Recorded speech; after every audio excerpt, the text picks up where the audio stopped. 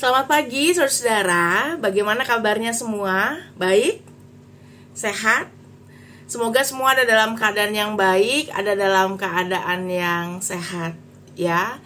Kita hari ini mengucap syukur kalau satu hari lagi Tuhan tambahkan kepada kita untuk kita jalani. Artinya Tuhan masih mempercayakan kesempatan pada kita untuk melakukan apa yang jadi bagian kita, membereskan hal yang gak perlu, menyelesaikan apa yang harus diselesaikan, dan lain sebagainya. Oleh karena itu kita akan sama-sama membaca dan merenungkan firman Tuhan, dan biar itu menjadi bekal bagi kita untuk menjalani seluruh hari kita. Kita akan sama-sama berdoa, mempersiapkan hati dan pikiran kita. Mari kita berdoa. Tuhan, kami mengucap syukur untuk hari baru yang Kau anugerahkan kepada kami. Dan kami saat ini bersama akan membaca dan merenungkan firman Tuhan, mengarahkan hati kami, mendasarinya di dalam dengar-dengaran akan Tuhan. Biarlah firman Tuhan meneguhkan kami, mengingatkan kami tentang panggilan kami, dan mendorong kami untuk menjadi pelaku firman. Berkati hamba-Mu sehingga dapat menyampaikannya dengan baik. Di dalam nama Tuhan Yesus kami berdoa dan mengucap syukur. Amin. Saudara, saya mau ajak kita membaca satu bagian firman Tuhan dari Imamat pasal 5. Kita akan membaca ayat yang pertama hingga ayat yang ke-13. Imamat 5, ayat yang pertama hingga ayat yang ke-13. Saya akan bacakan untuk kita semua. Apabila seseorang berbuat dosa, yakni jika ia mendengar seorang mengutuki dan ia dapat naik saksi karena ia melihat atau mengetahuinya, tetapi ia tidak mau memberi keterangan, maka ia harus menanggung kesalahannya sendiri. Atau bila seseorang kena kepada sesuatu yang najis, baik bangkai binatang liar yang najis, atau bangkai hewan yang najis, atau bangkai binatang yang mengeriap yang najis tanpa menyadari hal itu, maka ia menjadi najis dan bersalah. Atau apabila ia kena kepada kenajisan berasal dari manusia, dengan kenajisan apapun juga yang menjadi najis tanpa menyadari hal itu, tetapi kemudian ia mengetahuinya, maka ia bersalah. Atau apabila seseorang bersumpah teledor dengan bibirnya hendak berbuat yang buruk atau yang baik, sumpah apapun juga yang diucapkan orang dengan teledor tanpa menyadari hal itu, tetapi kemudian ia mengetahuinya, maka ia bersalah dalam salah satu perkara itu. Jadi, apabila ia bersalah dalam salah satu perkara itu, haruslah ia mengakui dosa yang telah diperbuatnya itu. Dan haruslah ia mempersembahkan kepada Tuhan sebagai tebusan salah karena dosa itu seekor betina dari domba atau kambing menjadi korban penghapus dosa. Dengan demikian, imam mengadakan pendamaian bagi orang itu karena dosanya. Tetapi jikalau ia tidak mampu untuk menyediakan kambing atau domba, maka sebagai tebusan salah karena dosa yang telah diperbuatnya itu, haruslah ia mempersembahkan kepada Tuhan 2 ekor burung tekukur atau 2 ekor anak burung merpati. Yang seekor menjadi korban penghapus dosa, dan yang seekor lagi menjadi korban bakaran. Haruslah ia membawanya kepada imam, dan imam itu haruslah lebih dahulu mempersembahkan burung untuk korban penghapus dosa itu. Dan haruslah ia memulas kepalanya pada pangkal tengkuknya, tetapi tidak sampai terpisah. Sedikit dari darah korban penghapus dosa itu haruslah dipercikannya ke dinding mezbah, tetapi darah selebihnya haruslah ditekan keluar pada bagian bawah mezbah. Itulah korban penghapus dosa. Yang kedua, haruslah diolahnya menjadi korban bakaran sesuai dengan peraturan.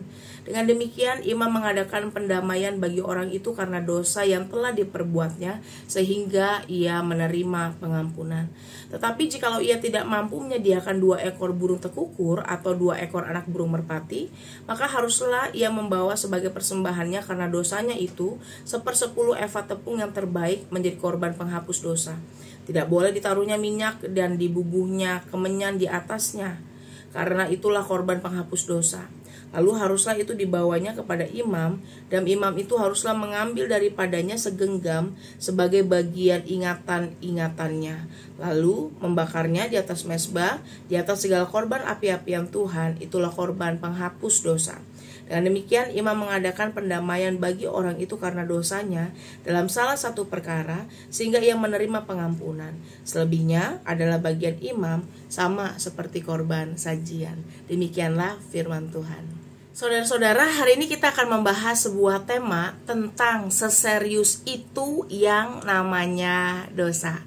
Saudara, apa yang akan kita rasakan kalau ada orang yang bersalah kepada kita, ada orang yang pernah berbuat sesuatu yang gak baik, entah sengaja atau gak sengaja, tapi kemudian dia gak merasa bersalah.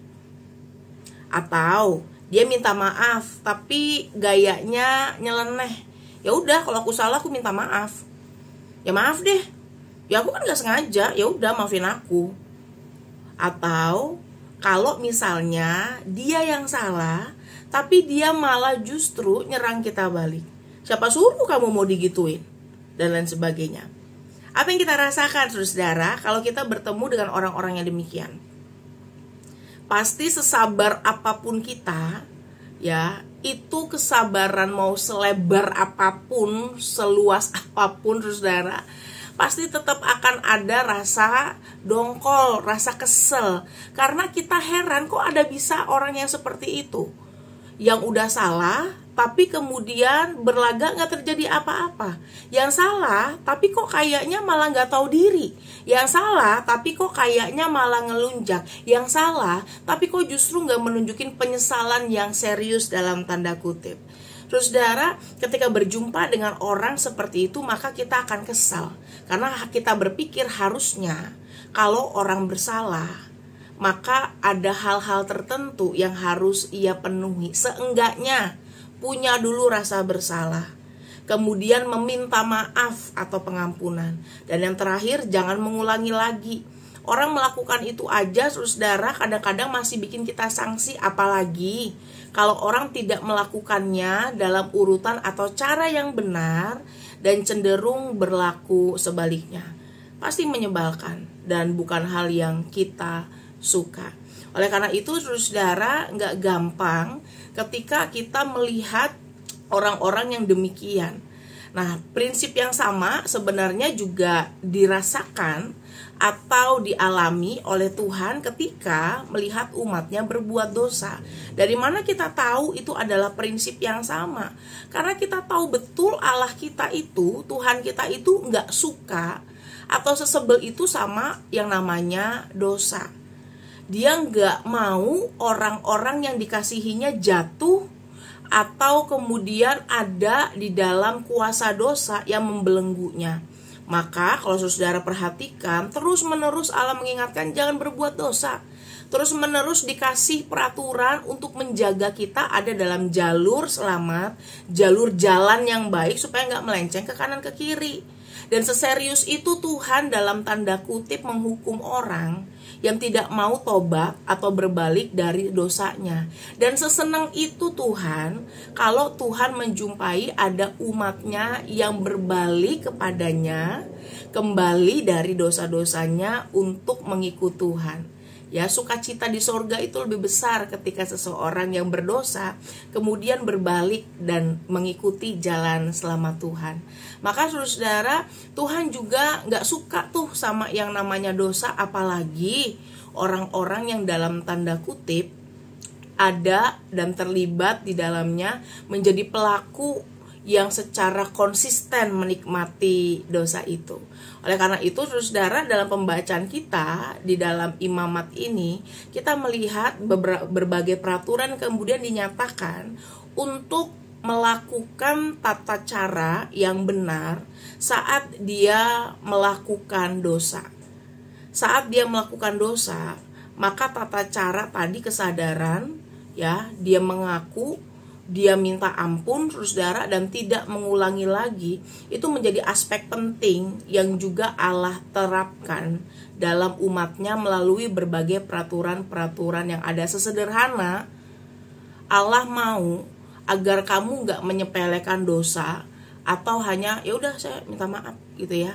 Maka kita melihat dalam perjanjian lama ini, saudara, peraturannya itu begitu detail, kayaknya jelimet dan ribet. Bayangkan, saudara, kalau peraturan ini masih kita terapkan sekarang dalam kehidupan kekristenan kita, lama-lama bisa bangkrut orang, saya rasa. Karena ketika mengakui dosa, harus kasihnya domba, harus kasihnya burung. Belum lagi bukan cuma sekadar ngasih dan ada barangnya saudara, tapi segala sesuatu itu harus dipersembahkan, dibakar, atau kemudian dilakukan sesuai dengan tata cara detail yang gak bisa disepelekan untuk menyenangkan Tuhan sesuai dengan cara yang Tuhan mau. Oleh karena itu saudara, dari pembacaan kita bisa melihat dari serangkaian peraturan yang jelimet, dari serangkaian panggilan Tuhan agar kita tidak melakukan dosa, maka seserius itu dosa di hadapan Tuhan yang tidak bisa kita sepelekan hanya karena kita mengatakan yang namanya juga manusia penuh dosa, ya. Saudara, Tuhan juga tahu kita manusia yang terbatas. Tuhan juga tahu kita bisa jatuh, kita bisa marah, kita bisa nggak sengaja berbuat dosa, tapi bisa juga secara sadar melakukan dosa. Itu Tuhan tahu. Oleh karena itu Tuhan menolong kita agar jangan sampai itu terus-menerus kita hidupi sehingga kita jadi budak-budaknya dosa. Tuhan memberikan kita dalam tanda kutip jalan keluar untuk bisa belajar lepas dari dosa-dosa itu, mulai dari mengakuinya dan kemudian meminta ampun dengan cara yang benar. Maka dalam pembacaan kita saudara ada beberapa prinsip yang kita lihat begitu ya dalam proses untuk orang mengakui dosa, untuk memohon pengampunan di hadapan Tuhan. Yang pertama adalah orang itu berdosa saudara kalau misalnya seperti di ayat yang pertama begitu ya, dia udah tahu kebenaran, dia itu tahu apa yang sebenarnya terjadi tapi memilih untuk tidak mengatakannya. Ya, memilih untuk tidak mengatakan kebenaran yang ia tahu, yang ia lihat, maka kesalahan akan yang terjadi itu ditanggungkan kepada dia. Jadi jangan berpikir saudara, saya mah gak mau ikut campur lah, saya mah diem aja, saya kan orang yang, saudara, kalau kita tahu apa yang benar tapi kita gak melakukan, kita salah, titik. Kita berdosa. Kalau kita melakukan sesuatu dalam menurut firman Tuhan tanpa sadar, nggak sengaja, entah bersentuhan atau berjumpa dengan sesuatu yang najis, bersinggungan tanpa sadar, tetapi kemudian kita mengetahuinya, maka kita pun berdosa di hadapan Tuhan. Oleh karena itu saudara, saat kita tahu apa yang benar, saat kita bahkan nggak sengaja, apalagi ketika kita tahu dan itu sesuatu yang nggak baik, yang gak berkenan, itu diperhitungkan sebagai kesalahan di hadapan Tuhan. Jadi hati-hati saudara. Dosa itu bukan hanya tentang ngebunuh, mencuri, enggak. Tapi ketika kita tahu saudara ada teman kita yang dibully tapi kita diem aja, kita juga ikut menanggung. Ketika kita tahu apa yang benar tapi gak ngomong, bahkan ikut arus karena gak mau repot, kita salah saudara. Ketika kita males ribet nasehatin orang, kita juga menanggung salahnya. Begitu ya. Karena kita tahu apa yang benar, apa yang seharusnya, apa yang baik, tapi kita tidak melakukannya. Maka dalam pembacaan kita, Allah memberikan jalan nih saudara untuk pemulihan dosa. Ya, tadi seperti saya dikatakan di dalam perjanjian lama itu agak berbeda dengan perjanjian baru ya. Kalau di perjanjian lama maka ada serangkaian aturan tentang korban penghapus dosa, korban bakaran. Dan di sini saudara kita ngelihat ada tingkatannya, mulai dari domba ya. Tapi kalau nggak mampu ya pakai burung perkutut atau burung merpati. Tapi kalau nggak mampu juga pakai tepung. Itu artinya saudara, Allah benar-benar rindu agar orang itu mengalami pengampunan dosa. Jadi nggak ada alasan ya. Saya nggak bisa mengakui dosa, nggak dapat pengampunan karena saya miskin, nggak punya domba. Enggak, kamu bisa pakai tepung. Ya, nggak ada alasan kalau saya kan nggak punya ini, nggak punya itu. Enggak, bisa. Segitu rindunya Tuhan agar kita berbalik. Dan ketika saudara saya menghayati bahwa saat orang kemudian mempersembahkan korban bakaran, saat orang kemudian melakukan serangkaian ritus yang diminta begitu ya saudara, serangkaian tata cara untuk melakukan permohonan pengampunan dosa ya, minta pengampunan, maka sebenarnya itu menjadi sebuah tata cara atau simbol yang mengingatkan dia untuk berhenti dari dosa-dosanya. Ya sama nih saudara, misalnya kalau kita menikah ya, kita pasangkan cincin, itu kan jadi simbol yang menandakan komitmen kita. Ya, atau misalnya ketika kematian saudara, kita mengadakan penguburan, kita mengadakan penghiburan, kita kemudian istilahnya dengan serangkaian tata cara yang ada, itu semua menjadi simbol untuk menunjukkan apa yang kita pikirkan, apa yang jadi komitmen kita, apa yang kita rasa. Begitu pula dengan pengakuan dosa. Jadi saat Tuhan memerintahkan kita untuk istilahnya dalam pembacaan kita begitu ya, maka korban-korban itu harus diapain ya, lewat imam dan lain sebagainya. Itu jadi simbol bagi kita untuk Tuhan, saya nggak akan lakukan lagi, saya akan bertobat dan lain sebagainya. Ya, oleh karena itu saudara, kerinduan ini sebenarnya bukan hanya tentang begini ya. Jangan disalahartikan, oh yang penting saya mempersembahkan korban, yang penting saya udah kasih burung, yang penting saya udah kasih tepung, otomatis saya diampuni, selesai. Enggak saudara. Ketika seseorang benar-benar menyesali kesalahannya, maka prinsip yang terakhir tadi mau mengajar kita untuk jangan lakukan lagi apa yang sudah kita pernah kerjakan. Ketika kita tahu itu salah, ketika kita tahu itu enggak baik, jangan ulangi lagi. Artinya Tuhan meminta kita untuk memiliki saudara rencana atau rancangan perubahan hidup yang berpadanan dengan pengakuan dosa yang kita katakan. Jadi pengakuan dosa itu bukan cuma Tuhan saya minta ampun, Tuhan saya salah, Tuhan oke saya tahu tapi saya terbatas. Enggak, kalau udah tahu, udah ngaku, sekarang tunjukin dong upaya perubahannya. Kira-kira begitu saudara, agar kita nggak mengulang siklus yang sama, agar kita bisa maju dan nggak berada di titik yang sama, agar kita bisa lepas dan tidak makin tenggelam dalam dosa-dosa yang sama. Saudara, di dalam perjanjian baru maka dikatakan bahwa persembahan untuk minta pengampunan dosa yang dilakukan juga lewat perantaran imam itu udah gak dilakukan, karena Yesus itu sendiri menjadi kurban dari penghapus dosa yang sempurna saudara. Maka kalau kita lihat di perjanjian baru gak seperti itu polanya ya, tetapi bukan berarti, dan sampai sekarang begitu ya, tetapi bukan berarti saudara kemudian kita bisa seenaknya. Dari pembacaan kita tahu bahwa seserius itu Tuhan memandang dosa, dan seserius itu juga sampai Yesus turun ke dunia saudara untuk menghapus, menebus dosa kita. Maka seserius itu juga Tuhan minta kita untuk menjalani hidup yang penuh dengan pertobatan atau perubahan yang bermakna. Kita memang punya banyak keterbatasan, iya. Kita memang sering jatuh, iya. Tapi justru karena punya keterbatasan, sering jatuh, rada-rada, sengklek kadang-kadang saudara, justru karena itulah kita harus makin bergantung sama Tuhan, makin ingat sama Tuhan, makin takut sama Tuhan, makin mencintai Tuhan. Jadi logikanya jangan dibalik. Ya, saya berdosa Tuhan, saya mau datang sama Tuhan malu, Justru karena kita berdosa itu saudara, harus makin nempel sama Tuhan supaya gak makin berdosa. Jangan sampai kita bilang justru karena saya berdosa, saya masih belum suci Tuhan, maka saya takut mengakui dosa, maka saya takut jadi orang munafik lah. Justru kalau kita hidupnya belum benar, makin nempel sama Tuhan, bukan makin jauh. Ketika makin nempel, kita akan diberikan rasa takut ketika mau ngelakuin dosa.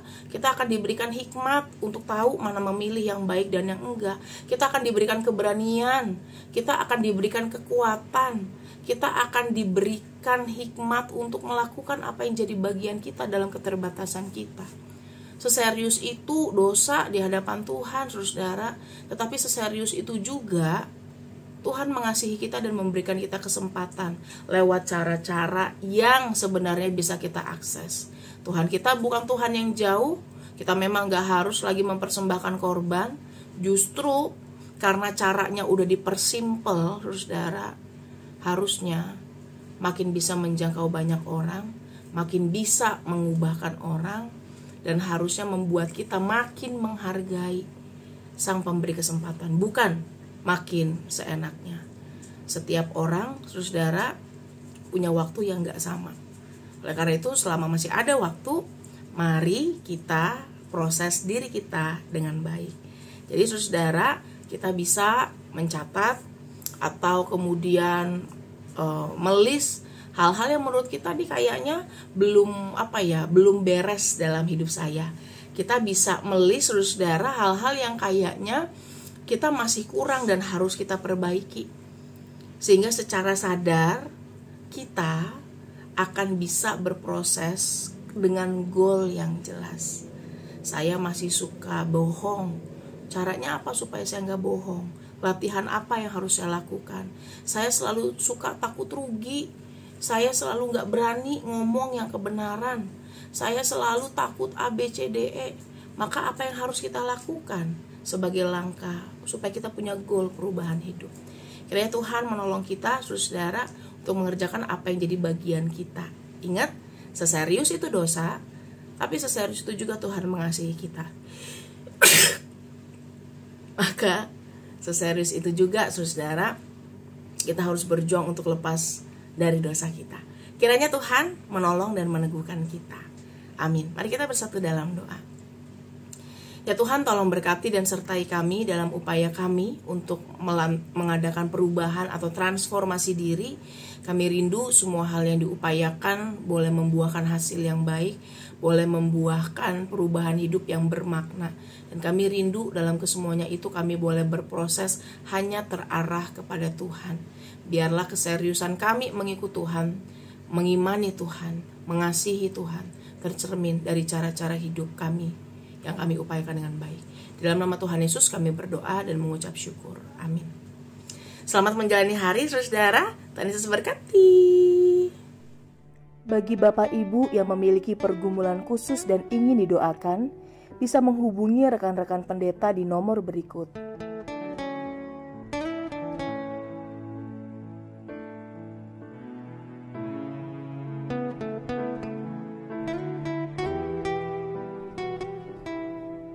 Tuhan Yesus memberkati.